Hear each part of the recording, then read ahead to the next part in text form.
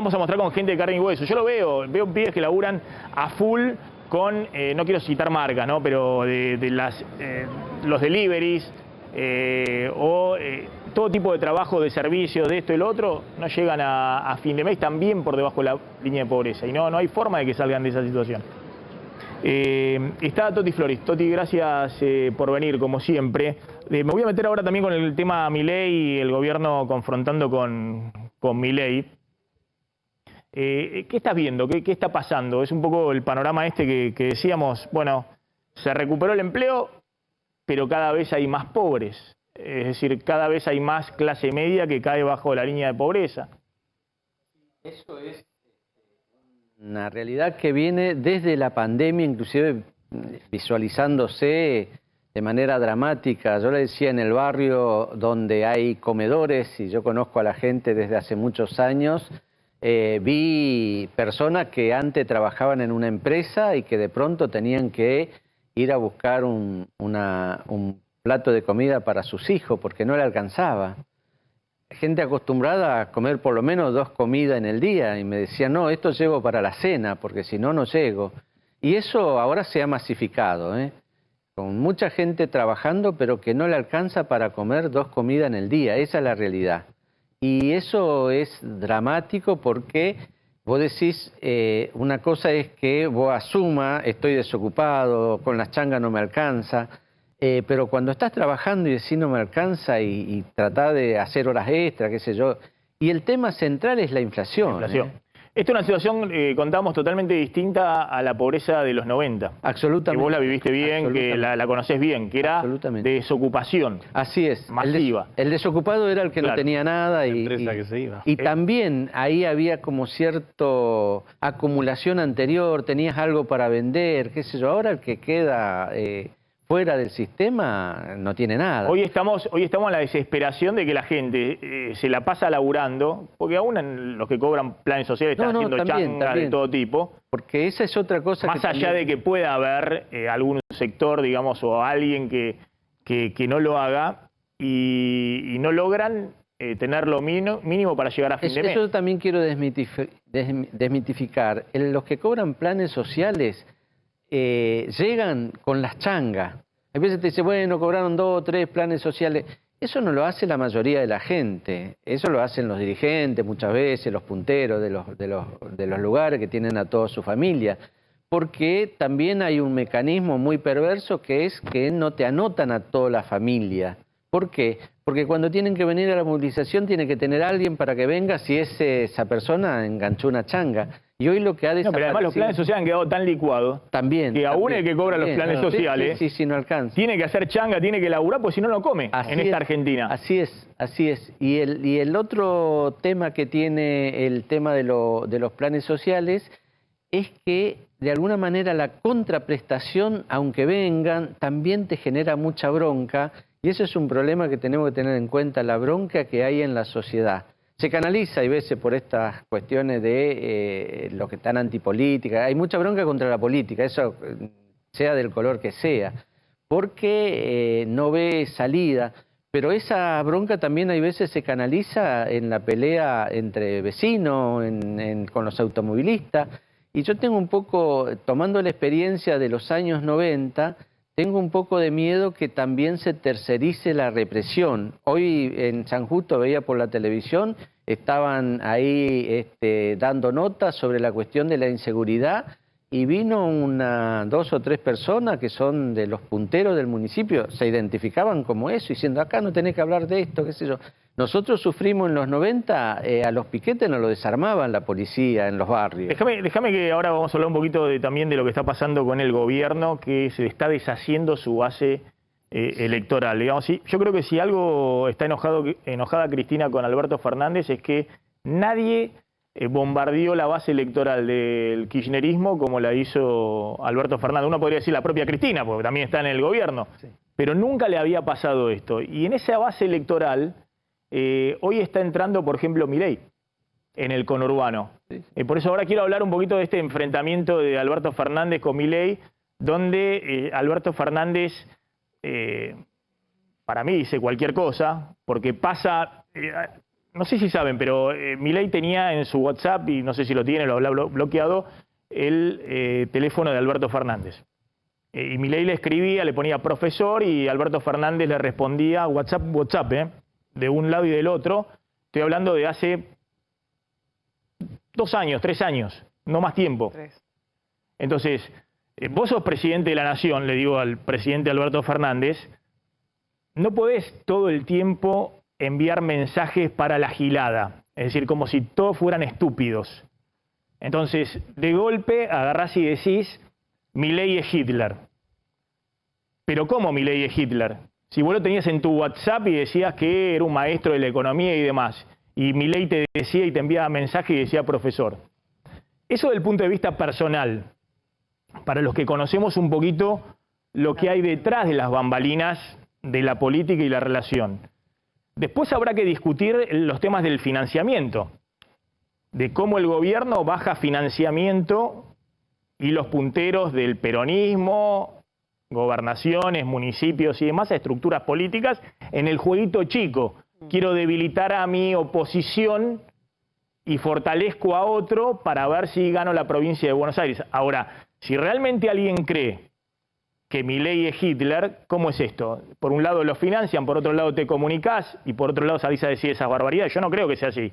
Me parece que Milei uno puede criticarlo por todos lados, pero es una expresión del sistema democrático argentino, donde está buscando en los resquicios del sistema conseguir votos para ganar una elección. Ahora vamos a hablar un poquito de lo que dijo Alberto Fernández y la respuesta de Milei, que por primera vez Milei súper moderado le dice al presidente, pero como me estás diciendo que yo soy Hitler, estás analizando el Holocausto, la Shoah, es decir, me parece que la respuesta de Milei cabalga en todo eso, pero no me quiero desviar del tema. Jorge Metri es empresario del sector plástico, hace bolsas de residuos y otros productos. ¿Qué está pasando con los empleados que no llegan a fin de mes? Con los empleados que son pobres. Eso se percibe, obviamente la industria paga mejores sueldos que otros sectores, servicios y demás, pero uno tiene la impresión de que, yo conozco muchos empresarios, pymes incluso, que están preocupados porque sus empleados están en una situación difícil, es decir, porque sus empleados tienen dificultades para llegar a fin de mes, para comprarse lo mínimo, cosa que no ocurría hace muchos años. 5 o 10 años atrás. Mirá, y esto se va a acrecentar un poquito más. Nosotros, a partir del mes de febrero y lo que va ya del mes de marzo, y creo que va a ser a lo largo de lo que queda de este año, con el aumento de la inflación, todas las restricciones que hay con respecto a las importaciones, porque muchos empresarios del rubro que traen algunos productos tienen un porcentaje de un producto importado. Vos sabés que está muy restringido el hecho de que liberen los dólares. Lamentablemente se ha desacelerado notablemente, se ha enfriado, como vos decías antes, la economía, ¿no? La producción. Y ojalá que no, ojalá que sea algo momentáneo, pero la realidad es que no volvamos a vivir momentos como ya lo vivimos en otras épocas, donde las empresas empiecen a suspender y a despedir gente porque no llegan. Antes de empezar el programa yo te comentaba que en el rubro, ya que el gobierno cuando dio el bono ese extraordinario en el mes de diciembre, el rubro del plástico ya había arreglado en paritarias determinada cantidad de bonos que es para fortalecer un poquito los sueldos de los empleados. Y así todo, las empresas del rubro lo pagaron, ese bono extraordinario. Aunque hay algunos microemprendedores o microempresarios que no lo pudieron pagar porque no llegaban a pagar el aguinaldo. Entonces dice, no puedo pagar el aguinaldo, voy a pagar el bono. Es un problema de desaliento. Vos ves a la gente que está malhumorada, el no llegar a fin de mes te pone mal. Y la realidad es que a nosotros nos preocupa. De hecho, en Cejera te comenté que se estuvo hablando con la ministra de Economía, de la ministra de Trabajo, Kelly Olmos, por el tema de las capacitaciones, porque si esa gran cantidad de personas que encima no tienen trabajo o tienen un trabajo precario, no tienen una capacitación, nunca van a acceder a un sueldo o a un cargo en alguna empresa mejor remunerada. Esperamos un segundito, voy a sumar entonces, Candelaria, nos metemos en el tema político, ¿no? Mira, fue así, Maxi. La verdad que el presidente tuvo este comentario tan poco feliz en el día de ayer, en el que dijo que Javier Milei es una amenaza para la democracia argentina y lo señaló como que era algo parecido, lo comparó directamente con Adolf Hitler. Tenemos el audio para escucharlo, para escuchar con precisión qué fue lo que dijo el presidente.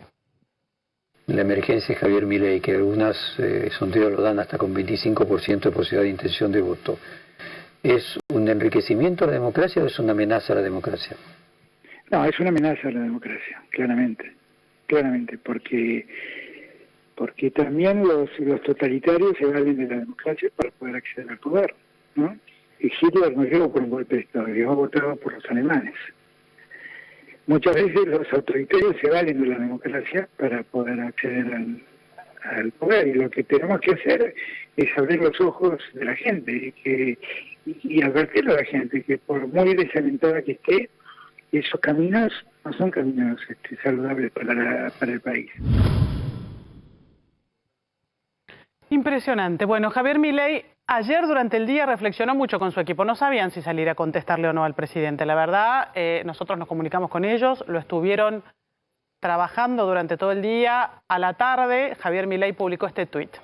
Alferdez, que es la cuenta de Alberto Fernández, no solo sos un ignorante que constituye una vergüenza para los argentinos de bien, sino que además con tus palabras caes en el delito de la banalización de la Shoah, lo cual, más allá de lo personal, ofende la memoria de millones de personas víctimas de lo inaudito. El tuit tiene todo un hilo en el cual Milei argumenta por qué... ¿Está el video de Y Milei? tenemos un video Sí, que después él hizo como un resumen que es muy contundente. Veámoslo. Ahí lo tenemos. Presidente Alberto Fernández, usted no solo es una vergüenza a nivel internacional para todos los argentinos de bien, no solo nos está arruinando la vida, sino que además, más allá del agravio en lo personal, usted cae en el delito de banalización del Holocausto. Sus palabras, más allá de buscar agredirme a mi persona, está agrediendo la memoria de millones de seres humanos que fueron asesinados por un loco, por un delirante. ¿Sabe qué? Diga cualquier cosa de mí, pero no ofenda a las víctimas de una masacre como fue el Holocausto. Gracias. Bueno, la pregunta que uno se hace es si el gobierno efectivamente está buscando criticarlo a Milei o ponerlo en el centro del escenario, porque todos coinciden, hay una única coincidencia en la dirigencia política, que a cualquiera que critique a Alberto Fernández le suma puntos. Es decir, cualquier dirigente de la oposición está esperando que el presidente le apunte con su verba, porque no hay otro dirigente político que tenga peor imagen en la Argentina que el presidente de la Nación, básicamente por lo que es la coyuntura. Entonces, muchos se preguntan si efectivamente el presidente, al comparar a Milei con Hitler, que no puede haber otra crítica más furiosa, peor, lo que está buscando es efectivamente advertir sobre Milei o tratar de ponerlo en el centro de la escena política. Y no solo, perdón Maxi, no solo eso, sino que Patricia Bullrich salió a defenderlo también, con lo cual el presidente logró que además de que Milei esté en el centro de la discusión, se solidarice Patricia Bullrich, por ejemplo, con él, criticándolo al presidente, preguntándose si el presidente sabe quién fue Hitler, ¿no? Diciendo, acá tenemos el tuit, no puede ser tan poco serio para comparar a Milei con uno de los peores genocidas. Lo está logrando una unificación de un pensamiento parecido, por lo menos, en torno a este tema. Sí, sí, lo mismo el presidente sabe que cuanto más votos saque Milei, menos votos saca Bullrich, Larreta y cualquiera alternativa, digamos. Milei va por el premio grande, Milei, va para discutir y sacarle votos a todos y en particular al ala dura de Juntos por el Cambio, digamos, a Patricia Bullrich y compañía. Te pregunto, Toti, en La Matanza, en parte del conurbano profundo, ¿hay efectivamente un fenómeno Milei también que está creciendo? Sí. Fundamentalmente en los jóvenes, ¿no?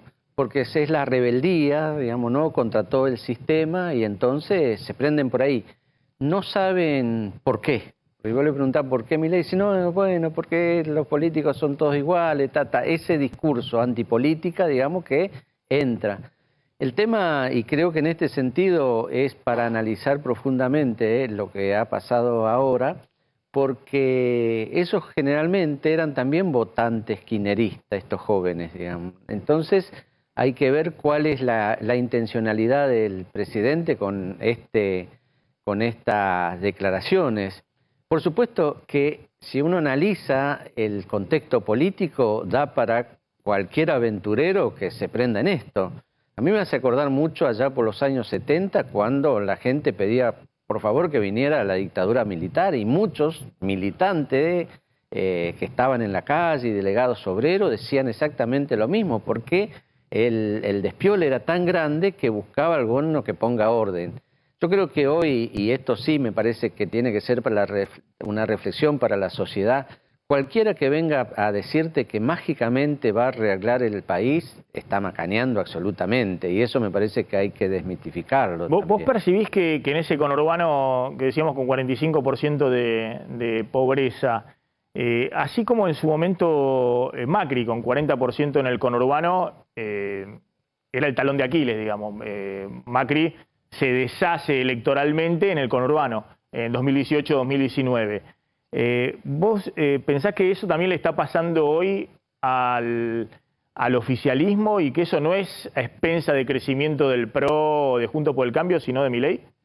Yo creo que sí, y fundamentalmente donde se está desgranando el oficialismo es en ese espacio donde ellos tenían la estructura, como se llama, ¿no?, los punteros y todo eso. Y que no es solamente estos últimos días, sino con la pandemia, que es cuando se notó. Por eso hay una gran mayoría en el caso de La Matanza que no fue a votar. 200.000 votos perdieron ellos, y fundamentalmente no fue a votar, no es que se fue para otro lado.